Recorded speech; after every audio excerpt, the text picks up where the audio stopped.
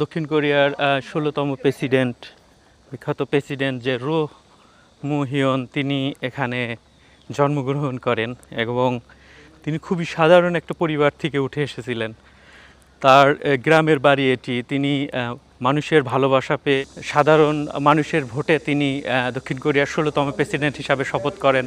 ২০০৩ সাল থেকে তিনি ২০০৮ সাল পর্যন্ত তিনি দক্ষিণ কোরিয়ার প্রেসিডেন্ট হিসাবে থাকেন। তার অসাধারণ কিছু উদ্যোগের কারণে দক্ষিণ কোরিয়ার পুরো অর্থনীতি, পুরো সব কিছু চেঞ্জ হয়ে যায়।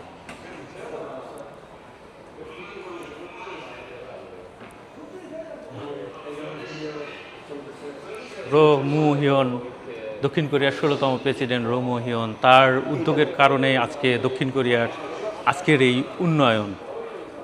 তিনি সামান্য একটা দুর্নীতি এবং অনিয়মের অভিযোগে তিনি এই পাহাড় থেকে লাফ দেন তার গ্রামের বাড়িতে। সত্যি এই প্রেসিডেন্টের এই বাসায় এসে তার সম্পর্কে জানতে পেরে আমি খুবই খুশি হলাম বন্ধুরা।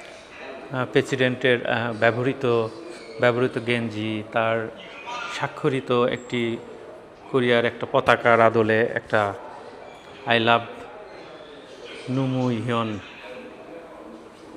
রোমো হিয়নের এটি হচ্ছে জাদুঘর।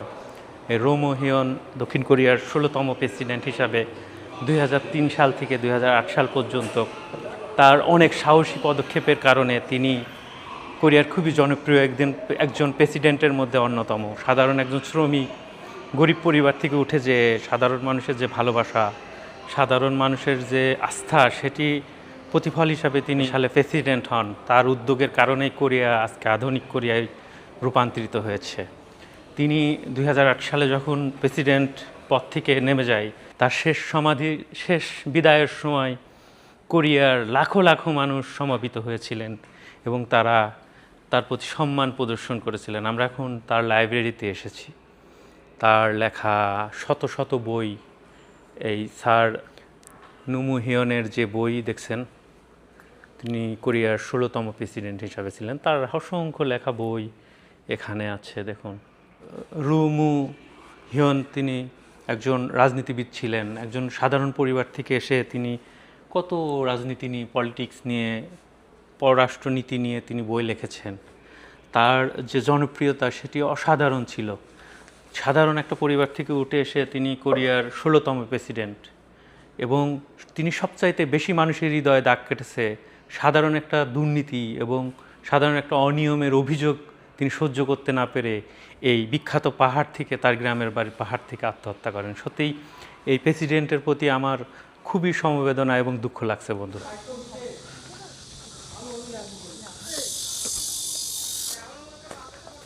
আমরা এখন এই যে দক্ষিণ কোরিয়ার যে ১৬তম প্রেসিডেন্ট রো মু হিয়ন, তিনি ২০০৩ সাল থেকে ২০০৮ সালে তিনি প্রেসিডেন্ট হিসাবে তিনি ছিলেন। আপনারা জানেন এই সেই রো মু হিয়নের যে গ্রামের বাড়ি, এখানেই তিনি বড় হয়েছেন, এই মাটিতেই তিনি হেঁটেছেন। এখান থেকেই তিনি তার শৈশব, কৈশোর এবং যৌবনের সময়টা কাটিয়েছেন। এখানেই তার বাবা মার সাথে। দেখুন এখন এই বাড়িটি কোরিয়ার সরকার জাদুঘর হিসাবে রেখেছে। কি দারুণ! এই রো মু হিয়নের যে গ্রামের বাড়িটি, এখানে খুব সুন্দর করে পরিপাটি করে সাজিয়ে রেখেছেন। এই রো মু হিয়ন তিনি দক্ষিণ কোরিয়ার ১৬তম প্রেসিডেন্ট ছিলেন। তিনি খুবই সাধারণ পরিবার থেকে উঠে যে তিনি মানুষের হৃদয়ে যেভাবে রাজনীতির দাগ কেটেছিলেন, মানুষের জন্য তার যে ভালোবাসা, মানবতার জন্য, তিনি এই পরিবার থেকে উঠে যেই তিনি সেটি প্রতিষ্ঠিত করেছেন। বিভিন্ন সুন্দর সুন্দর কাজ করেছেন। বংহা এই গ্রামের মাটি থেকে উঠে গিয়ে তিনি এই দক্ষিণ কোরিয়ার ১৬তম প্রেসিডেন্ট হন এবং তিনি তার যে রাজনৈতিক প্রজ্ঞা দিয়ে তিনি কোরিয়াকে উন্নত করে কোরিয়াকে অসাধারণ একটা পর্যায়ে নিয়ে গেছেন। আপনারা সবাই জানেন এই কোরিয়ার এই প্রেসিডেন্ট, তিনি ২০০৯ সালে মে মাসে তিনি তার উপর একটা দুর্নীতির এবং একটা অনিয়মের অভিযোগ আসে তার পরিবারের সদস্যদের কেন্দ্র করে। তার সেই অভিযোগ তিনি সহ্য করতে পারে না। পরিশেষে তিনি আমার পিছনে যে উঁচু পাহাড়টি দেখছেন, এই পাহাড়ের চূড়ায় উঠে তিনি আত্মহত্যা করেন। একবার ভেবে দেখুন বন্ধুরা, খুবই হৃদয় বিদারক, খুবই কষ্টের একটা ব্যাপার।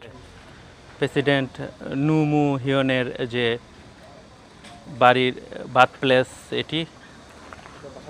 এই যে যদি আপনারা কেউ আসেন এই ঠিকানায় আসতে পারবেন তার বাড়ির। আসলে তার যে আত্মহত্যা করেছিলেন, এই আত্মহত্যায় কোরিয়ার লাখো লাখো মানুষ শোকাহত হয়েছিলেন এবং তার শেষ বিদায়ের সময় লাখো লাখো মানুষ কান্না করে দিয়েছিলেন। সত্যিই ভাবতে এত বেশি ভালো লাগছে যে এরকমের কতটা সৎ হইলে, তার কতটা অনেস্ট হইলে তার বিরুদ্ধে যে দুর্নীতির অভিযোগ হয়েছিল সেটি মেনে নিতে পারিনি বন্ধুরা। এই যে দেখছেন প্রেসিডেন্ট, দক্ষিণ কোরিয়ার 16তম প্রেসিডেন্ট স্যার রোহ মু হিয়ন, ইনি সেই সৎ একজন মানুষ ছিলেন। সামান্য একটু দুর্নীতি আর অনিয়মের অভিযোগ, পারিবারিক অনিয়মের অভিযোগের কারণে তিনি সেই অপমান সহ্য না করতে পেরে এই আমার পিছনের এই উঁচু পাহাড় থেকে এই প্রেসিডেন্ট স্যার রোহ মু হিয়ন তিনি পাহাড় থেকে লাফ দিয়ে আত্মহত্যা করেন। স্যারের প্রতি আমার অনেক সালাম, শ্রদ্ধা এবং সম্মান। যে শাহ দাদা আছেন আমাদের সাথে, আমরা যে আজকে যে এই রুমু হিয়নের যে গ্রামের বাড়ি ঘুরতে এসেছিলাম এবং তার যে আত্মহত্যার যে পাহাড়টি, এই যে ওই চূড়াতে, হ্যাঁ ওই চূড়াতে উঠে তিনি 2009 সালের মে মাসে তিনি ওখান থেকে লাফ দিয়ে আত্মহত্যা করেছেন। তার আত্মহত্যার আগে তিনি একটা ছোট্ট চিরকুটে চিঠি লিখে গিয়েছিলেন। তিনি তার পরিবার এবং তার সমর্থনকারীদের কাছে দুঃখ প্রকাশ করে একটা চিঠি লিখে গিয়েছিলেন এবং তার মৃত্যুতে দক্ষিণ কোরিয়ার মানুষ, লাখো লাখো মানুষ শোকাহত হয়ে পড়েছিলেন, দুঃখ পেয়েছিলেন। গ্রাম থেকে, সাধারণ মানুষ থেকে, একজন শ্রমিক থেকে কোরিয়ার 16তম প্রেসিডেন্ট স্যার রুমু হিয়ন এখানে দাঁড়িয়ে আছে। এই দুর্নীতি আর অনিয়মের যে অভিযোগে তিনি সহ্য করতে পারেনি, যার ফলে তিনি এই পাহাড়ের চূড়া থেকে লাফ দিয়ে আত্মহত্যা করেছে। বন্ধুরা, আত্মহত্যার পরে তার কোরিয়ার নাগরিকরা এত বেশি দুঃখ পেয়েছিল যে সাধারণ একটা পারিবারিক দুর্নীতির অভিযোগ তিনি মেনে নিতে পারেনি, তার আত্মমর্যাদায় লেগেছে।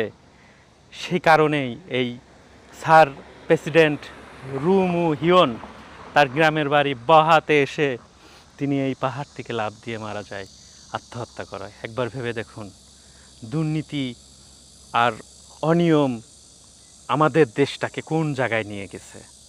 বন্ধুরা, ভালো থাকবেন। অন্য কোনো জায়গায় যে আপনাদেরকে আরেকটি নতুন ব্লগ আপনাদের দেখাবে আপনাদের প্রিয় বন্ধু সুমন হাসান।